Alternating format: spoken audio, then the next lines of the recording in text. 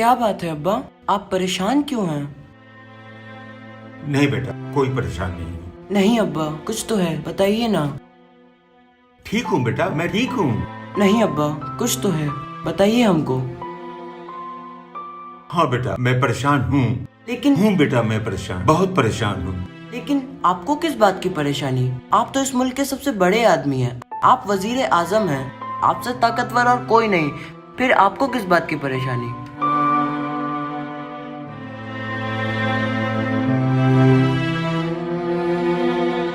बताइए ना अब्बा। बेटा, हम जैसे लोगों को भी तकलीफ होती है, हम जैसे लोगों को भी गम होता है, हमें भी सदमा पहुंचता है। लेकिन हमारी परेशानी यह है कि हम अपनी तकलीफ किसी को बता नहीं सकते बेटा, क्योंकि हमें अपने आप को दूसरों के सामने मजबूत बना के पेश करना होता है। जी अब्बा, लेकिन आपके पास तो पैसा भी है और ताकत भी है, आप तो जो चाहे कर सकते हैं। नहीं बेटा, हम वो नहीं कर सकते, हम वो नहीं कर सकते जो हम करना चाहते हैं। दरअसल वो करना होता है जो करना हमारी मजबूरी होती है। हम अपना असल चेहरा लोगों को नहीं दिखा पाते हैं, हमें अपना कोई और ही रूप लोगों को दिखाना होता है, वो रूप जो दरअसल हमारा नहीं होता। और बेटा, जब इलेक्शन में किए हुए वादे पूरा नहीं कर पाते तो हम उन्हें बेकार के दूसरे इश्यूज में उलझा देते हैं और बेचारी मासूम अवाम हमारी चाल को समझ भी नहीं पाती है।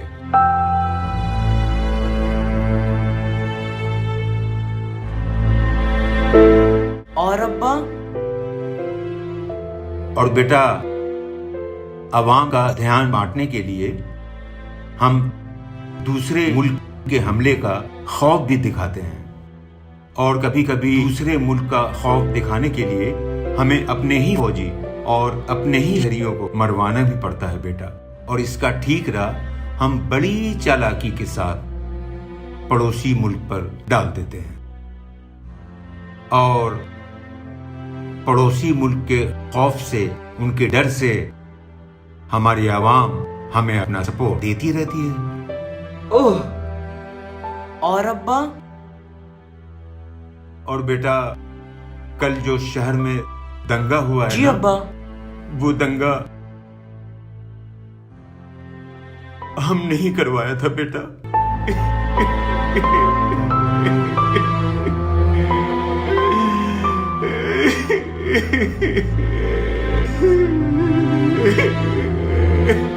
अब्बा, आप रो क्यों रहे हैं अब्बा? मत रोइए अब्बा, मैं हूं ना आपका प्यारा बेटा।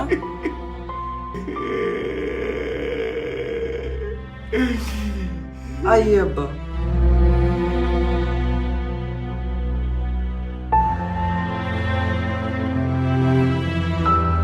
अब बताइए अब्बा, ये राइट आपके लिए क्यों जरूरी था? इसमें तो कई मासूमों की जानें भी चली गईं। हम जानते हैं बेटा, हम जानते हैं, लेकिन ये फसाद कराना हमारे लिए जरूरी था बेटा। क्यों अब्बा, क्यों जरूरी था ये आपके लिए? क्योंकि बेटा, इलेक्शन आ चुका है और वोट पोलराइज कराने के लिए ये फसाद कराना हमारे लिए जरूरी था बेटा, जरूरी था। तो अब्बा, आप क्या सिर्फ अपने ही मजहब के लोगों से मोहब्बत करते हैं? नहीं बेटा, नहीं। हमें दरअसल इस मुल्क के हर शख्स से प्यार है बेटा। हम यहाँ पर रहने वाले हर इंसान से मोहब्बत करते हैं। लेकिन बेटा, ये जो पेशा है ना, जिसमें मैं हूं, इसमें हमें कुछ चीजें मजबूरी में भी करना पड़ता है तो बेटा। अब्बा, आप इस पेशे में आए ही क्यों? बेटा, मैं इस पेशे में नहीं आना चाहता था। मैं तो बेटा पायलट की नौकरी करता था, लेकिन एक दिन अचानक एक प्लेन क्रैश में मेरे अब्बा यानी तुम्हारे दादा का इंतकाल हो गया। उसके बाद लोगों ने बहुत इसरार किया कि आप सियासत में आ जाइए, इस वक्त मुल्क को आपकी जरूरत है। और बेटा, लोगों के इसरार पर हमें सियासत में आना पड़ा। अच्छा अब्बा, ये बताइए, मुल्क के बड़े बड़े कैपिटलिस्ट से आपका क्या रिश्ता है? हमने सुना है आप उन्हें बहुत ज्यादा फायदा पहुंचाते हैं। हाँ बेटा, तुमने सही सुना है। हमें ये करना पड़ता है, हमें उनसे रिश्ता रखना पड़ता है। और बेटा जब इलेक्शन आता है ना, तो यही कैपिटलिस्ट हमें करोड़ों रुपए देते हैं और इन्हीं रुपयों से हम इलेक्शन लड़ते हैं और इलेक्शन जीतते हैं। और बेटा इन्हीं रुपयों के बल पर हम इलेक्शन कमीशन और दूसरी एजेंसियों को अपने दबाव में ले लेते हैं और ये एजेंसियां भी इलेक्शन में हमें अपना सपोर्ट देती हैं। और आवाम आपसे कोई सवाल नहीं करती अब्बा? आवाम तो बस इसी में खुश रहती है कि हमारा वजीर आजम माइनॉरिटीज को परेशान कर रहा है। बहुत ही घिनौना खेल खेलते हैं अब्बा आप। बहुत ही गंदे इंसान हैं आप अब्बा।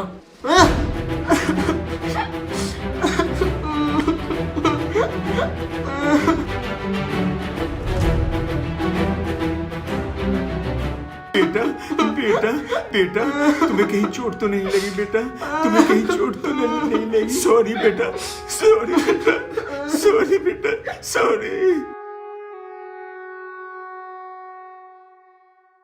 कभी कभी हमें बहुत डर लगता है बेटा। डर? आपको किस बात का डर अब्बा?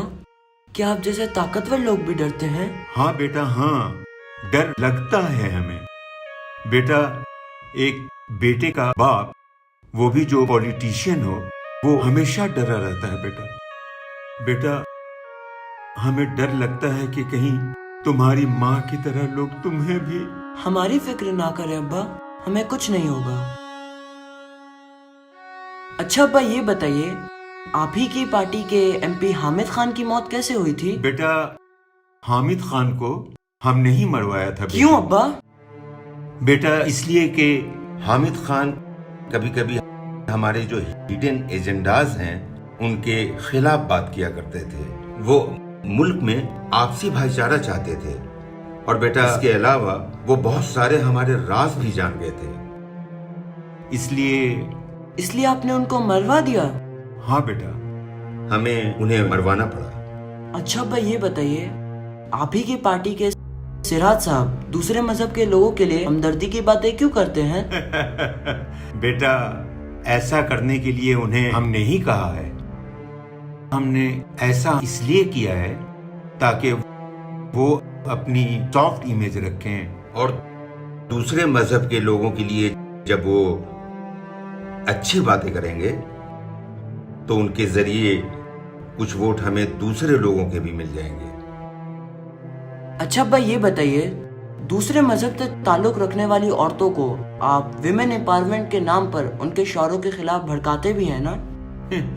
हाँ बेटा ऐसा करते हैं हम। हालांकि उन औरतों से हमें कोई हमदर्दी नहीं है और न ही हमें उनकी भलाई के लिए कोई भी काम करना होता है, लेकिन ऐसा हम सिर्फ उनके कुछ वोट हासिल करने के लिए करते हैं। अच्छा अब्बा हमने सुना है कि आप माइनॉरिटी कम्युनिटी के कुछ लोगों को मुल्क से बाहर भेजना चाहते हैं। हाँ बेटा तुम सही सुना है। असल में वो लोग तो हमें वोट करते नहीं हैं, तो जब वो लोग मुल्क से बाहर जाएंगे तभी तो हम अगला इंतखाब जीत पाएंगे। अब्बा लेकिन अब्बा ऐसे सख्त कानून से तो आवाम भड़क भी सकती है और मुल्क में फसाद भी हो सकता है। अब्बा होने दो, फसाद होता है तो। बेटा फसाद में हमेशा गरीब आदमी मरता है, अमीर नहीं मरता है। अगर कुछ मरते हैं तो मरने दो, हम अगला इलेक्शन तो जीत जाएंगे ना।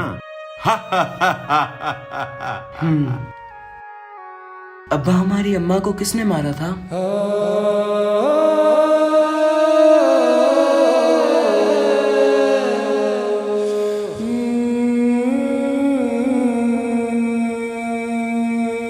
बेटा तुम्हारी अम्मा को दूसरे मजहब के लोगों ने मारा था।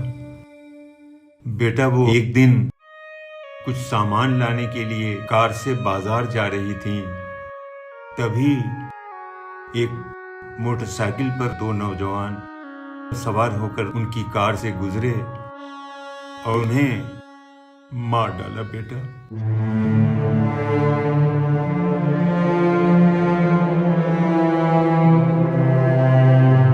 बेटा, पॉलिटिक्स ने बहुत बुरी चीज है। मेरे साथ तो जो होना था हो गया, लेकिन तुम कभी पॉलिटिक्स में मत आना।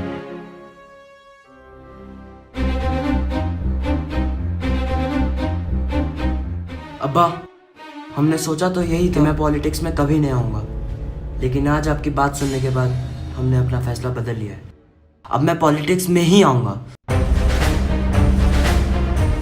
और पॉलिटिक्स में आने के बाद मैं पॉलिटिक्स का ढांचा बदल दूंगा।